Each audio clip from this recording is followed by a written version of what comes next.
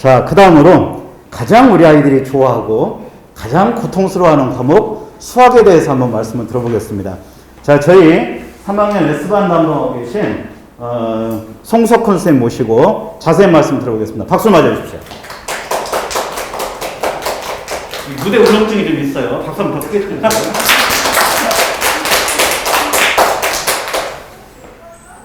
안녕하세요. 네. 대치 쿠미나로 지금 수학을 가르치고 있는 지금 송석훈이고요. 지금 고3이랑 고2를 그 최상위반을 지금 맡고 있고, 지금 제가 이제 이렇게 되거든요. 근데 좀 충격적이죠, 사실. 저는 아닌 것 같지만 접니다. 그래서 좀 많은 학생들이 좀 많이 혼동을 해야 이게 누구냐라고 하는데 좀 오해하실까봐 똑같이 웃을 준비되어 있습니다. 시계도 똑같습니다. 그래서 똑같이 준비하세요. 지금부터 고1 예비 고1 수학을 설명할 텐데 지금 다들 이제 중3이고 올라가는 학생들 고1이잖아요. 그러면 이제 학부모들이 가장 궁금해하시는 게 바로 그 중학교 수학이랑 고등학교 수학의 차이가 뭐냐, 이게 가장 궁금해하실 텐데 크게 나누면 총 3가지가 돼요. 그런데 일단 첫 번째로 말씀드리면 다들 아시는 분들은 아시겠지만 일단 양이 가장 큽니다. 중학교 때는 한 학년 동안 배우는 과목을 그 양을 고등학교 때는 한 학기 동안 배워요. 근데 또 이게 또 문제가 뭐냐면 고등학교 1학년 때는 한 학기 동안 배우지만 고2 올라가면 이제 지금 저희가 하고 있는 게 동명용어 예외용어니까 그 예로 들면 확통과 기하라는 과목을 더 배웁니다. 그래서 과목이 2-3개로 분리되는데 또 여기서 또 문제는 또 뭐냐면 확통과 기하는 조금 과장해서 얘기하면 또 다른 수학이에요. 완전 다른 수학입니다. 그래서 양이 1학년 2학년 올라가면서 계속 불어나요. 근데 또 깊이는 또 깊어져요. 그래서 학생들이 중학교 때 어느 정도 90점이랑 100점 정도 맞았던 학생들이 올라와서 갑자기 성적이 많이 떨어져요. 근데 그 이유는 뭐냐면 이제 저 이분은 좀 안타까운 거예요. 뭐냐면 학부모님들 좀 많이 예비고일들을 많이 해보고 하면 90점 자기 이제 본인의 자녀들은 90점과 100점을 계속 맞아왔는데 갑자기 고1 올라갈 때 성적이 떨어져요. 그럼 이제 전화가 오고 저도 전화를 하지만 그래서 어떻게 된 거냐, 성적이 많이 떨어졌다. 근데 이제 제가 말씀드리고 싶은 건 사실 이거거든요. 중학교 때 그 등급이 A, B, C, D는 아니고 고등학교 때 이제 1등급, 2등급, 3등급, 4등급 이렇게 나뉘는데 A등급 그 비율이 한 30%에서 좀 많게는 40%까지 되거든요. 근데 그 비율을 고등학교 때를 그대로 옮겨보면 5등급까지가 커버가 돼요. 그래서 쉽게 얘기해 성적이 떨어진 게 아니라 그 등급에 가려졌다가 고등학교 올라오면서 이제 등급이 이제 보이는 거거든요. 실제 알려져요, 등급이. 좀 잔인하게 들릴 수 있지만. 근데 그 차이가 뭐냐면 모든 90점, 100점 학생들이 다 떨어지는 아닐 거 아니에요. 근데 그게 그대로 유지돼서 이렇게 쭉 좋은 성적을 이루는 학생들의 그 학생과 떨어진 학생의 차이를 좀 생각해 보면 지금까지 제가 봤을 때 가장 큰 차이점은 바로 공부 습관이에요. 근데 이게 좀 약간 애매하게 들릴 수도 있어요, 공부 습관이. 그런데 정말 쉽게 얘기해서 공부 습관이라는 건 한 문제를 딱 봤을 때 그 바라보는 시선이 조금 다릅니다. 그러니까 쉽게 말해서 이건 거예요. 넌 한 문제를 풀었어요. 중학교 때는 사실 유형도 그렇게 많이 분리되어 있지 않고 그냥 이 문제 풀면 끝났어요. 이 문제를 풀면 어차피 시험에 그대로 나올 거니까. 그런데 고등학교 때는 조금 다르게 봐야 돼요. 이렇게 한 식을 풀었어? 좀 이따가 또 보여드리겠지만 이거를 이렇게 문제를 바꾸면 어떻게 나올까? 이런 것들을 좀 생각을 해야 되거든요. 그래야지 성적이 조금은 더 상승이 됩니다. 또 유지되고요. 그래서 그 차이가 가장 커요. 학생들이 이제 많이 상대하다 보면 그 공부 습관을 바꾸는데 단기간에 맞춰지지 않습니다, 절대로. 그래서 저희가 어쨌든 저희가 이제 수학을 가르치고 좀 수학에 대해서 어떤 정도 좀 전문적인 지식을 좀 갖고 있는데 가르치다가 그게 단번에 안 바뀌니까 조금 길게 봐야 돼요. 그런 어떤 사고, 그 문제 태도, 문제를 바라보는 태도 이런 것을 조금 계속 주기적으로 해서 바꿔줘요. 근데 중요한 건 이거 아니에요. 어쨌든 성적을 내야 되잖아요. 어쨌든 내신 성적이 나와야 될 거 아니에요. 그러면서 가장 중요한 건 학교별 출제경을 분석해서 전략을 짜는 거거든요. 그래서 그 어떤 공부 습관이나 이런 것들은 조금씩 계속 개선해서 바꾸되 성적은 나와야 되기 때문에 그래서 제가 이제 학교별로 전략을 좀 짜는 거고, 그리고 거기에 나와드린 것처럼 저희들은 문항을 전부 다 전문항 분석을 하고 있습니다. 그래서 쉽게 얘기해서 교과서, 부교재, 내신제, 비교재 이렇게 총 크게 좀 세 가지로 유사문항을 전부 다 짜가지고 다 이렇게 만들어 놨거든요. 그래서 하나하나 좀 살펴볼 텐데, 넘어갈게요, 이거. 자, 진행순 이렇게 됩니다. 첫 번째는 동명요거, 예일요거 1, 그 수학 출제가 어떻게 변환이 되는지 이렇게 볼 것이고, 그 다음에는 저희 내신 대비 교재. 여기서 좀 저희 수학과 좀 잘할 게 좀 많거든요. 좀 잘 해드리고, 그 다음에 예비고의 커리큘럼 어떻게 되는지 이렇게 좀 진행을 좀 하도록 하겠습니다. 첫 번째, 동명요거입니다. 근데 좀 말씀드리고 싶은 게 있어요. 여기 지금 교과서랑 부교재가 40%나 돼 있고 내신 대비 모의고사 60%나 되는데 이거 좀 오해하시면 안 돼요. 동명요구는 기본적으로 교과서랑 부교재에서 많이 냅니다. 근데 여기 지금 40%밖에 안 돼 있죠.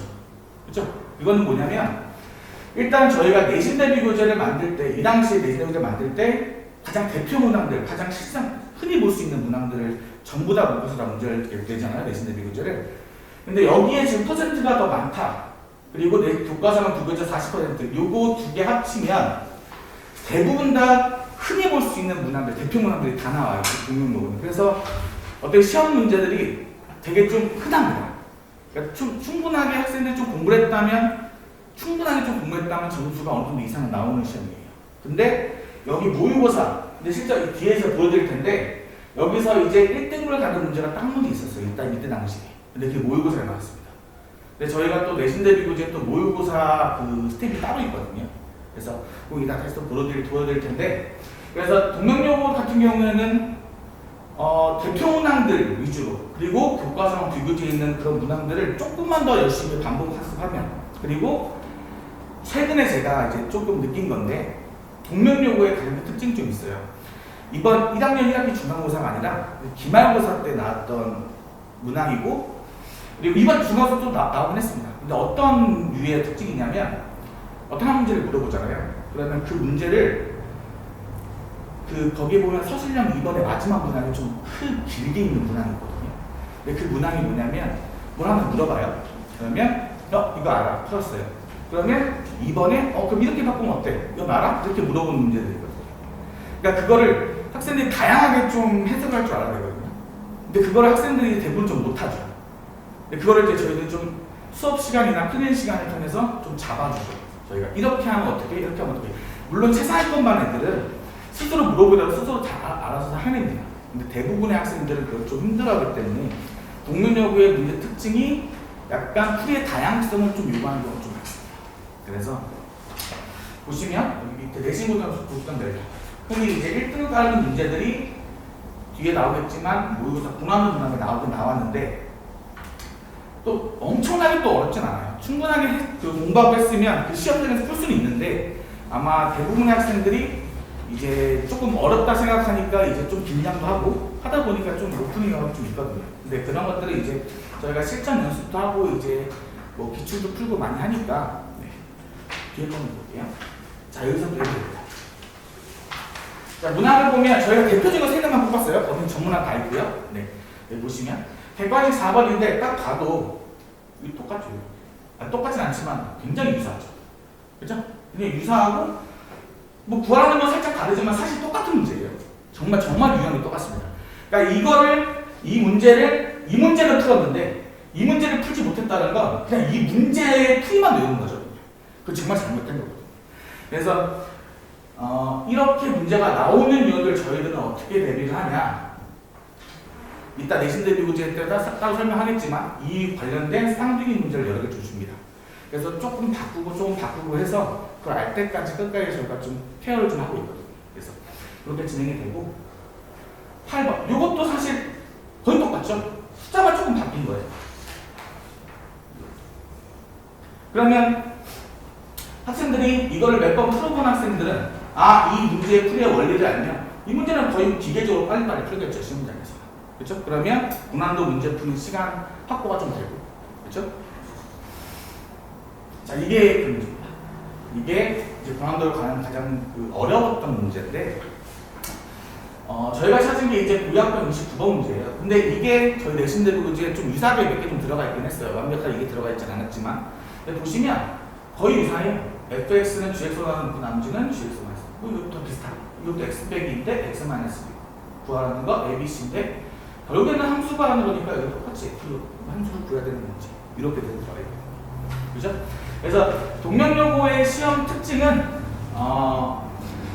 나머지 문제들, 그러니까 교과서랑 부교재에 관련된 문제만 정말 반복 연습하시면 나머지 문제는 저희들이 알아서 글자글자 해줄 거거든요. 그래서 다양성, 풀이의 다양성이나 이런 것들을 저희가 진짜 수업 시간 열정적으로 합니다.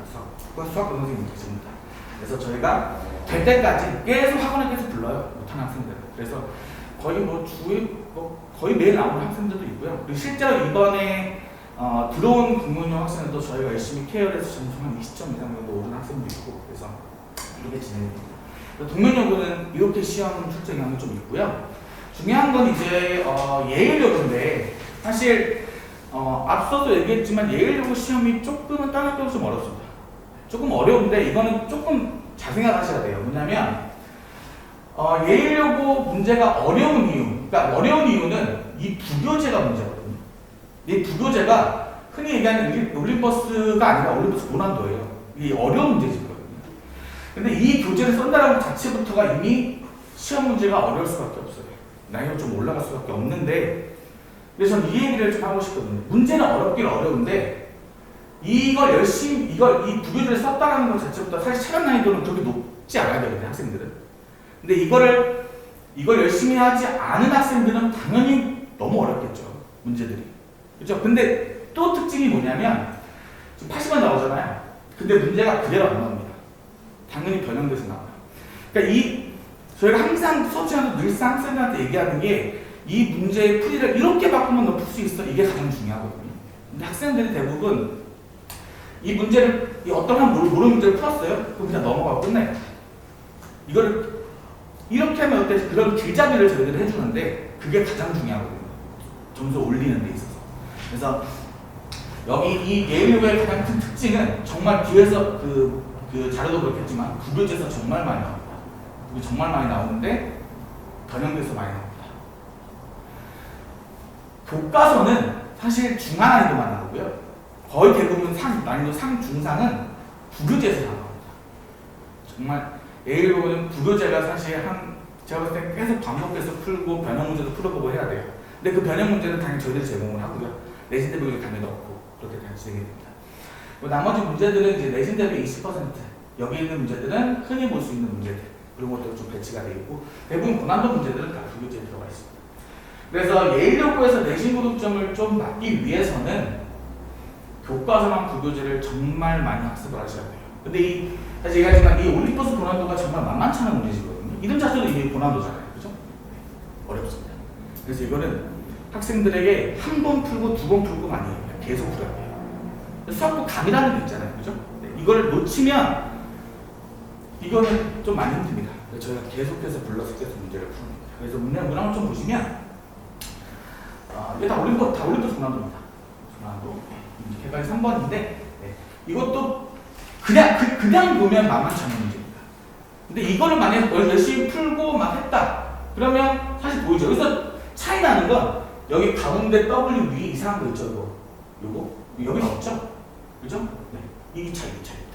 근데 요거 하나가 문제를 조금 살짝 그 풀이를 막 이상하게 돼요. 근데 아무튼 요거를 좀 잘 분석하고 푼 학생은 이건 그냥 바로 풀었을 겁니다. 또 노려보세요. 자, 이 문제 그냥 보면 어렵습니다. 여기 보시면 신경이라 되어 있죠? 이거 고난도도 스텝별로 나눠져 있어요. 근데 이 문항이 어려운 문항이 들어가 있거든요. 근데 이거를 만약에 대충 풀고 그냥 답만 알고 그냥 풀기만 어느 정도 외우는 학생들은 이거 숫자 바뀌었잖아요. 여기 보죠. -5, x -5, -1 이렇게 바뀌었잖아요. 이 문제 못 풉니다. 그래서 이 풀이의 어떻게 보면 핵심 그런 것들을 완벽하게 좀 아셔야 돼요. 네? 그거를 저희들이 좀 잡아드리고 있고, 그죠? 네, 계속 부르고 계속 확인하고 있습니다. 이것도 마찬가지입니다. 올림버스 고난도. 거기 보시면 대부분 다 올림버스 고난도에 다 들어가 있습니다. 그래서 예일여고의 가장 큰 특징은 부교재입니다. 부교재 사실 늘상 그래왔어요. 네. 예일여고가 문제 어려운 이유는 부교재가 어렵기 때문에. 근데 그거를 완벽하게 분석을 해야 돼요. 꼼꼼히 분석을 하셔야 돼서. 자, 이제 그러면 거기에 맞는 저희 내신 수학과에서는 어떻게 준비를 하고 있냐라는 건데, 저희가 이번에 수학과에서 좀 약간 많이 리뉴얼했습니다. 내신들 문제를. 근데 어떻게 했냐면 사실 아까도 말씀드렸지만 공부 시간이 조금은 부족한 학생들은 어쨌든 전략을 잡아야 되잖아요. 근데 그 전략이 결론적으로 보면 교과서 부교재 그 두 개 가장 크게 중요하거든요. 그게 계속 반복을 해야 되거든요. 그래서 저희가 조금은 살짝 좀 엎었습니다. 그래서 어떻게 했냐면 스텝1 유형별 학습 여기 보면 이게 스텝 1이거든요. 가장 기본 문제들 여기 구정교과서 보이죠? 저희가 9종 싹 다 모아놓습니다. 그래서 싹 펼쳐놓고 거기에 비슷한 유형들의 문제들이 있을 거 아니에요. 그거를 추합해서 만들어냅니다. 그래서 스텝 1에 조금 난이도가 조금 쉬운 문제들 위주로 좀 구성이 됩니다. 그래서 그리고 조금 부족하다 싶은 어떤 테마들이 좀 있을 거 아니에요. 유형별들. 그런 것들은 시중 문제에서 변형 출제해서 좀 만들어내고요. 그 다음 거는 복습용인데 제가 아까 말씀드렸듯이 학생들은 똑같은 문항을 봐도 여러 번 좀 풀어야 돼요. 그래서 쌍둥이 문제들 위주로 해서 복습용으로 학생들의 이건 보통 과제로 좀 나갑니다. 그래서 그렇게 좀 문제가 진행이 되고 중요한 건 이거죠. 난이도가 많이 어렵습니다. 학생들 조금은 중하위권 학생들은 이것부터 조금 많이 힘들어요. 근데 저희가 어쨌든 수업 시간이나 클리어 시간 통해서 계속 반복적으로 학습을 하고 이렇게 하면 어때? 이렇게 하면서 계속 다양성을 제시해 주거든요. 그래서 저희가 길자별까지 잘 하니까 이것들은 수업 시간을 통해서 계속 학생들이랑 같이 나아갑니다. 근데 이 문제는 다시 얘기하지만 학교별로 부교재를 전부 다 넣어서 많은 문제를 좀 볼 수 있게 그렇게 진행을 좀 하고 있고요. 마지막 세 번째 이거는 이제 그 등급 가는 좀 문제들, 모의고사 문제들 그걸 위주로 좀 해서 이렇게 4개로 좀 구성합니다. 그리고 마지막으로 이제 시험 준비를 하다가 이제 막바지에는 가장 중요한 게 당연히 뭐예요? 당연히 실전 감각을 익히는 거죠, 그죠? 최상위권 애들도 시험에서 실수를 합니다. 그러기 위해선 그 수업 시간이나 어떤 뭐 클린 시간을 통해서 시험 분위기를 좀 조성을 해요. 그래서 진짜 시험을 계속 보게끔. 그래서 지역 기출 여기에 나와 있는 지역 기출은 당연히 동명여의 들어가고요. 요 근처에 있는 모든 학교들의 전부 기출들을 전부 수집해서 시험을 한 일주일에 한 두세 번 그래서 계속 실전을 시킵니다. 그래서 그렇게 해서 좀 실수를 좀 줄이게끔. 그리고 당연히 지역 기출에 있는 문제들은 당연히 선생님이 된 거고 당연히 퀄리티가 좋겠죠. 그렇죠? 그래서 거기에 대한 해설도 당연히 다 해드립니다. 그리고 이건 좀 수학과 잘 안 맞지만 이번에 이렇게 바꾸고 내신 대비를 하면서 학생들한테 좀 저는 필요를 좀 들었는데 좀 퀄이 좀 좋다고 좀 학생들 좀 많이 얘기를 들었습니다. 그래서 좀 학생들 만족도가 좀 높아요. 그래서 이렇게 하는 게 좀 좋지 않을까라고 해서 해봤는데 굉장히 지금 감사합니다. 네. 굉장히 좋은 반응을 좀 받고 있다고 생각하시면 됩니다. 그래서 이렇게 저희가 지금 내신 대비를 준비하고 있고 그리고 좋은 성적도 많이 얻어내고 점수도 많이 올랐습니다. 실제로. 자, 마지막으로 이제 저희가 이제 내신 대비 커리큘럼인데요. 저희 12월달 예비고일 반을 이제 개강을 하는데 여기 보시면 수학 상하 전과정 개념 완성이잖아요. 중요한 건 수학 상은 당연히 1학기 과정이고 수학 하는 2학기 과정인데 이거 두 개 다 하셔야 돼요. 11월달. 그리고 1, 2월도 똑같이 하는데 이게 왜 그러냐면 보시면 여기서 준비할 거 아니에요, 그죠? 3월달 중간고사 준비하는데 보시면 5월 끝나면 바로 기말고사예요. 그러면 이 중간고사보다 준비할 시간이 굉장히 짧거든요. 그러니까 방학 동안에는 상하를 다 하셔야 돼요. 근데 또 특징이 뭐냐면 여기 밑에 상기반, 수학 1, 2 이것도 이게 고등학교 2학년 과정인데 이것도 같이 진행을 하는데 중요한 건 상하도 같이 진행을 합니다. 그래서 최상위권 애들 같은 경우나 상위권반에 해당하는 애들 그런 상하를 절대로 그냥 무시하면 안 돼요. 왜냐면 어쨌든 고등학교 1학년은 내신이 정말 중요합니다. 수능보다는. 그래서 그 포커스에 맞춰서 상하는 무조건 넣고 거기서 최상위권반이나 상위권반 애들은 고등학교 2학년의 과정을 조금 더 껴서 개념 완성하고 있어서 여기는 아마 추가 수업을 한 번 더 해서 총 3번 정도 수업을 하게 됩니다. 그리고 방학이 되면 계속 이어서 가는데 여기서 상하를 한 번 돌려요. 그래서 돌리는데 이제 그 다음에 하는 뭐냐 여기 심화 개념 완성돼 있죠. 그래서 조금 더 난이도를 조금 더 높여서 조금 더 어려운 개념들 그런 것들을 좀 같이 익히고 여기 똑같이 수원 스투 그 다음에 가장 최상위권 반 있죠. 정말 최상위권 반 애들은 아까도 말씀드렸듯이 고2의 확통 비약 그리고 또는 미적분까지 선택한 학생들은 이것까지 같이 준비합니다. 그래서 지금 고3 현재 고3 S반 애들이 이때 당시에 확통 비약 미적분을 같이 좀 들었습니다. 이렇게 진행이 돼서 바로 겨울반 끝나면 저희는 바로 중간고사 내신 대비 들어가고 이때 내신 대비 문제가 바로 나옵니다. 그래서 내신 대비 문제랑 그걸 통해서 중간고사 완벽하게 준비를 하고 끝나는 순간 바로 또 기말고사 내신 대비잖아요. 바로 기말고사 내신 대비가 교재가 바로 나옵니다. 그래서 저희가 지금 수학과가 저희 정말 열심히 준비해서 바로바로 늦지 않게 바로바로 대비할 수 있도록 저희도 교재 연구를 많이 하고 있고 그렇게 진행이 됩니다. 그래서 예비고일들 학생들 좀 전체적으로 좀 보면 좀 많이 힘들어하죠. 많이 정말 너무 어렵다 수학이 정말 많이 어렵다라고 하는데 저희 수학과 선생님들 다 아세요 그런 것들 학생들의 고충을 다 아는데 이제 저희 수학과 선생님들은 전부 다 전문가들이시니까 그런 고충 다 알고 학생들을 잘 이끌어내서 잘 길잡이 역할을 잘 하시니까 네. 좀 이번에 통해서 예비 고등학교 수학을 조금 정복하고 좀 잘하고 싶다 그러면 저희가 한번 맡겨봐도 괜찮을 것 같습니다. 네. 그래서 수학과는 여기까지 좀 진행을 하고요. 네, 많은 정보 얻어갔으면 좋겠습니다. 네, 감사합니다.